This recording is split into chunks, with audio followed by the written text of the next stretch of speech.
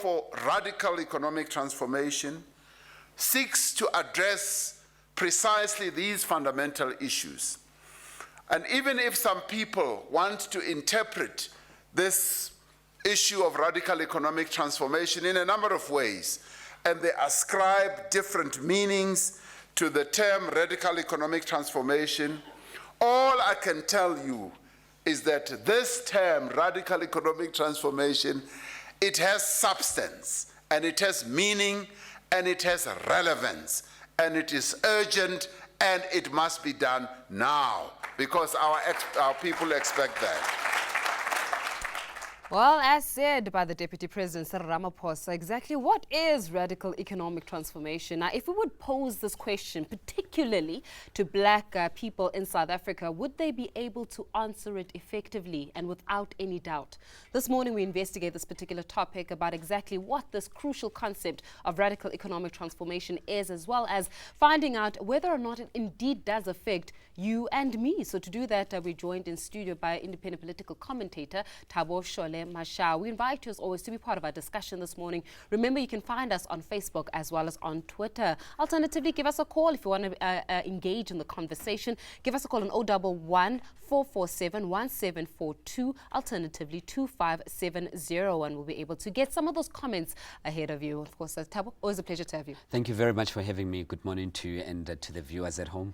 Now, of course, I mean, we just heard what the Deputy President Cyril Ramaphosa was saying when he was addressing the Black Business Council. It's so funny because during one of the actual engagements, it was a conference with UCT where we had the president of the Black Management Forum, and of course, you know that Mncane Mthunzi was speaking about radical economic transformation, saying that it's actually an intangible concept, as opposed to what the Deputy President has said. Yeah. It is intangible, and apparently the country is in reformation, which is disguised as radical economic transformation. Break it down for us. Well, firstly, we have to understand what it means. And the concept that you are raising, reformation as opposed to transformation, has to be dissected as well. Transformation it would mean that it's evolving, it's changing. And from our viewpoint as South Africans, we have to give it a political context. We come from a past where we didn't have political and economic power. Post-1994, we got political power, and we are celebrating that on the 27th of April in the next few days. But we didn't actually get the grasp of economic power and liberation.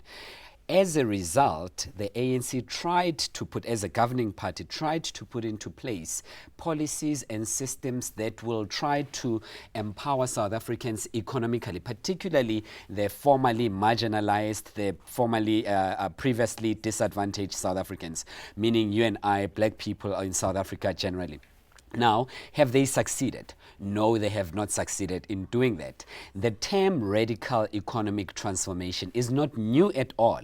It might be the flavor of the moment in the media, but it has been there for the longest of times. Yeah. Yes, politicians are using it. Yay every time we hear the speech of radical economic transformation? Because my question now is, and me and you've got a short period of time, but I need somebody at home to understand that when we say radical economic transformation, that individual must know, am I benefiting from radical economic transformation, Thabo? Does radical economic transformation mean that I can walk into ABSA because it's the flavor of the moment right now, or to walk into any bank or walk into any business and say, listen, Mr. CEO, radical economic transformation means that I'm now the CEO of this company? What does it mean to the black person? Do they stand to benefit? It should mean, and it doesn't mean. It should mean that we have now the keys to the economy. We are empowered to participate freely and fully in the economy. We become owners, not only hewers of maize and whatever else, but we become participants in the production of the economy of South Africa. We become the owners, meaning that we are not just presenters. We own the TV stations. Yeah. I'll put it very bluntly so that we all understand it. Yeah. We don't only go and wake up, catch a bus, get into town and clean the madam's offices. We then run the businesses. But how are we going to do that if we do not have capital to start those businesses? How are we going to do that if the banks do not give us loans, funding, microfinance to be able to access the economy because we are blacklisted because of NSFAS, or we are blacklisted for other reasons, or we do not, there are various administrative obstacles in front of black people. Thabo Mbeki in 1998, when he was giving a report in Parliament, when he was then Deputy President on the TRC, he spoke about two nations. And he said one of those nations is black and it's disadvantaged, it doesn't have economic power. The other nation that we have, as opposed to in other countries, the other nation that we have is prosperous and it is white. It has got means to production, it has got means to participate fully in the economy, and unlike Germany in 1990, we are not integrated. And unless we address those fundamental issues of the economy, we will find ourselves in the instability that South Africa is currently facing. Let's be real again. I work in a call center, right? We're talking radical economic transformation. Sure. I work in a call center. I've decided I'm going to go and study so that I can understand business management. I do a course on business management. Already, the private sector in itself shows about over 70% of the private sector management is significantly white, is actually Definitely. white. The management JSE. of the JSE listed companies where ownership is concerned is actually white-owned companies as opposed to black-owned companies. That's why I say let's bring it down. Propelled by our money, by the way, pension funds. So now when we're going into this issue of me being a call center agent who's studying business management, who wants to become the CEO of the company, if I cannot go to my HR and say, HR, clearly I've got more qualifications, do I not get an opportunity to grow up to go up into the position? That's the problem. We can speak radical economic transformation, but so long as I can't even do that at my workplace, there's a huge problem. But then the policies must be favorable for you to be able to do that. For you and I to be able to say we want to set up a very powerful company that will compete with BBC, that will compete with CNN. But we can't do that currently simply because the conditions are not conducive. And why are they? Why are the conditions not conducive? Because the market currently is complacent and they would want to preserve the status quo for as long as possible for them to thrive, and we become subservient, we become servants and they become bosses. Unless that is dismantled through BEE and other policies that should be into place, where it should be made compulsory. And we should stop the wishy-washy talk by saying that if you are a white-owned company that benefited from the ill-gotten states of apartheid and colonialism, imperialism, and all forms of prejudices that disadvantage black people. It is your imperative to make sure that a large percentage of that company is transformed, even if it's a small plumbing company. It is transformed. Bring in black people to participate, because if you are failing to do that, we are not going to have social cohesion. Allow me to be a devil's advocate once again. You've got that very same business owner that says, hold on, Thabo, I built this business from scratch. It was my money that went into it. It was my capital that went into it. It was my work and sweat and blood and tears that went into it. Then we have to ask serious questions. How did you get that capital? You didn't get that capital because you worked hard. Thabo is also working hard, but he doesn't have the social capital to tap into the advantages and opportunities that you have as a white person. The money that you have is partly you went to school with your parents' education money. Thabo didn't have that same opportunity. So you're talking about privilege now? Privilege and social capital. So all of that, you are a direct beneficiary of apartheid, whether you were born after 1994 or born in 1976. Repeat that. As a white person. You're a what? You are a direct beneficiary of apartheid. Yeah. If you were born post-1994, whether you were born post-1994 or even pre-1994, because, I mean, my parents couldn't afford what a white person my age can afford right now. So I started far behind. It cannot be said that we are equal. I'm trying, in the companies that I'm trying to put up, I have far more obstacles in my way than a white person my age has in their way. That is the reality, that is blatant truth in South Africa. We don't want to hear it. I know, we'd rather sugarcoat it. Let's not do that, because we are delaying the progress of South Africa. I have to say this, Faith, that radical economic transformation is abused by politicians for their own gain. It is used as a carrot dangling in front of us every time they mess up and say to black people, oh, don't worry, here's radical economic transformation is about to come. Why didn't it happen in 1998 when Thabo Mbeki identified it? Now we've got joining us George Sebulela, who's the General Secretary of the Black Business Council. George, thanks a lot for joining us in this conversation. We've been having our own conversation as well with Thabo Shole-Mashao taking us through radical economic transformation. Perhaps look at where we went wrong. I'm going to take it from negotiations, right? So pre-1994, so pre-democracy, when we're on the negotiating table, when we're negotiating, appeasing the white fear versus being able to enhance black aspirations. By giving, and you know this, by giving shares and stakes to identified black people to run companies or to be shareholders in companies, was that a good idea? Because in that essence, did it not make us lazy to acquire radical economic transformation before the negotiation table was actually set?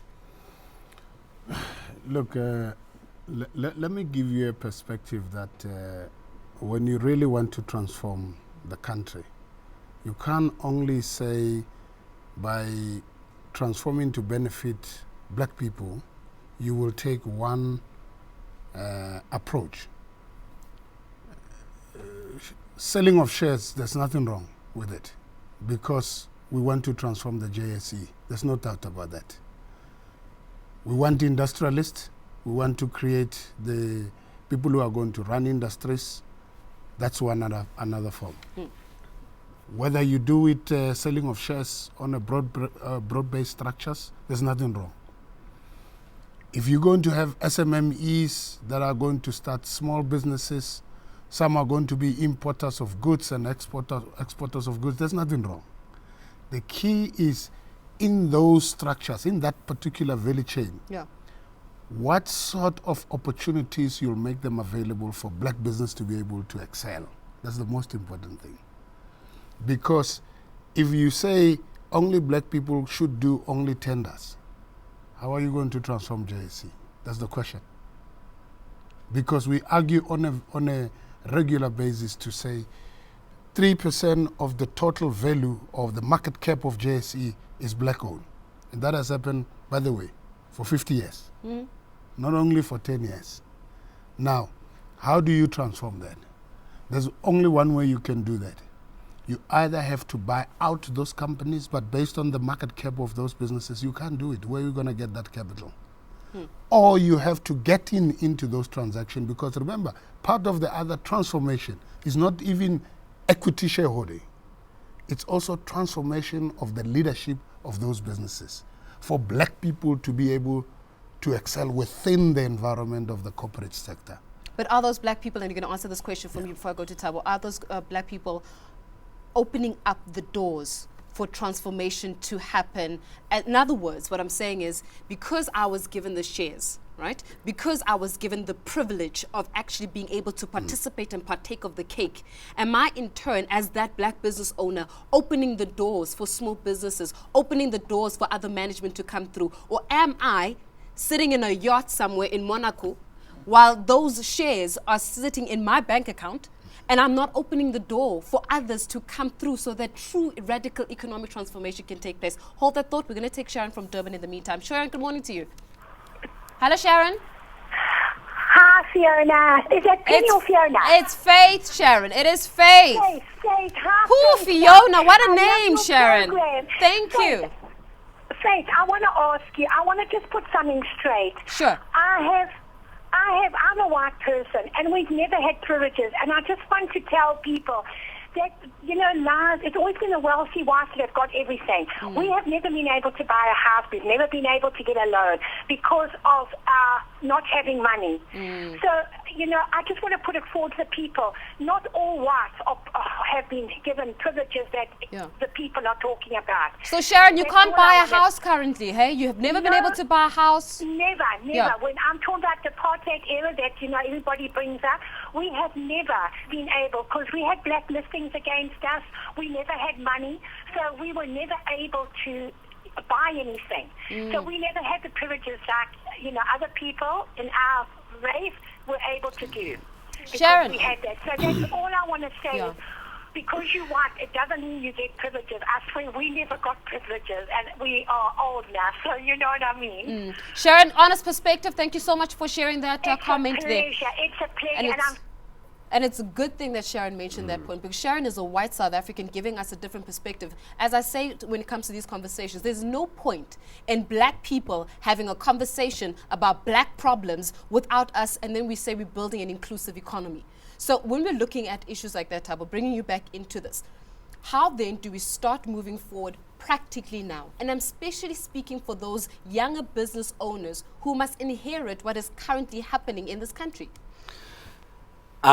Faith, you know, there's so much that has been said, but Sharon's point is very interesting. I wouldn't want to get into it too much, because it's not really about her, and it's about black people being empowered economically, because as I've said, that politically we have the freedom, but economically we are out and about. And here's the sad part. You've touched the question that you asked just before Sharon's call was very pertinent, and I was very keen to hear that response about those black people who have been empowered and who are not making sure that the benefits cascade down to black entrepreneurs on the ground and to black people on the ground.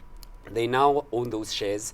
They are now living lucratively. They visit the townships in big German sedans in Vilakazi Street and spend thousands of rands on expensive booze, and then take their beautiful German sedans out of Soweto again to live their privileged life. The man bag. And exactly. So, Dear God. they are not the enemy, but I'm saying that they are also not helping in that situation, because when we as small businesses go to them and say, assist us to break into these cycles, they are not. Or they will be using the same criteria to assist small businesses with microfinance as the banks do, meaning that they want you to have surety, someone to make sure that a guarantor of sorts for your loan or microfinance that you need.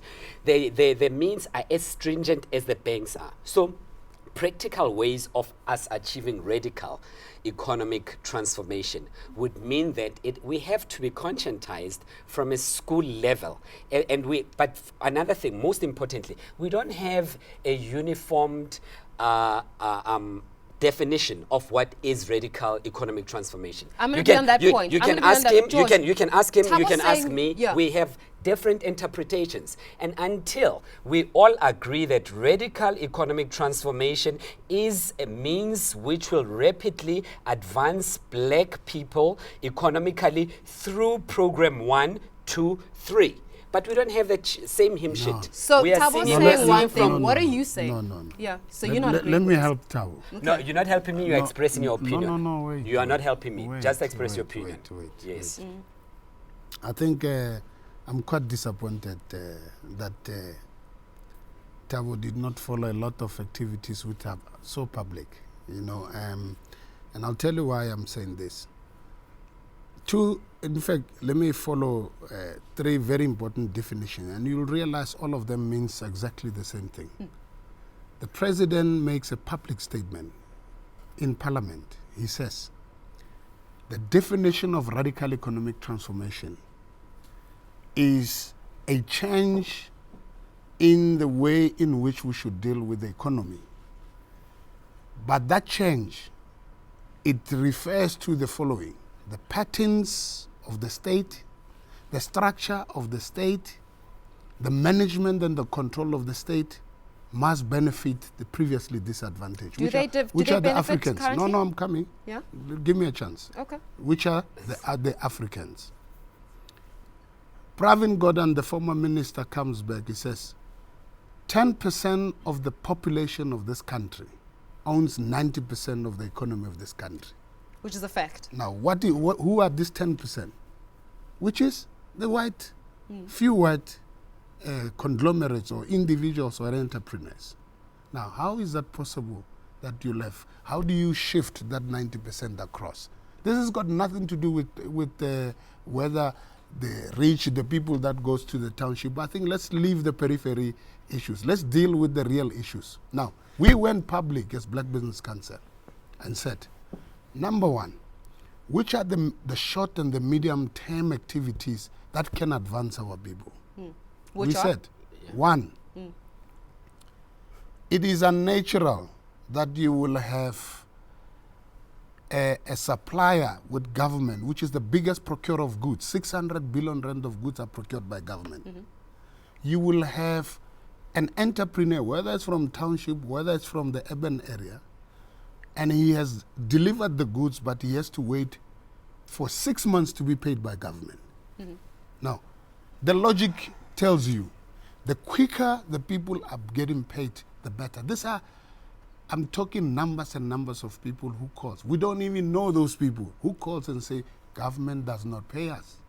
Now, that in essence, what you have done as government, you immediately have utilized that lever to ensure that business can do business, can grow, can create I have to give jobs. Thabo an opportunity to stop because you are making hand gestures and I'm struggling to ignore your hand gestures. I know what. Okay. We truly not benefiting anyone who's watching this by saying that's been said. Right now, come to Dobsonville at Kopanong at 9 o'clock.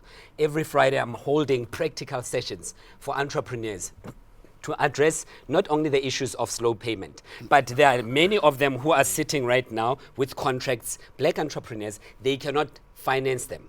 We knock on various doors. We go to NEF, we go to IDC, we go to NYDA, we go to GEP. Help is not there for those entrepreneurs. I'm talking, you can feel free to come with me now at 9 o'clock. That's what's happening. I'm George, talking feel about, free to come. no, hold on. I'm talking about practical things. I'm not airy-fairy and being philosophical about these issues. That's what's happening on the ground. If you ask your viewers right now to call and tell you if they're experiencing the radical economic transformation on the ground. Guys, these are real people having real conversations with us. There's no point in us being idealistic if our callers are going to have a different perspective to what we have. Ultimately, whether we can deny it or not, we are on a ticking time bomb economically in this country if we do not address the injustices of the past, if we don't deal with white fear, if we don't address black aspirations.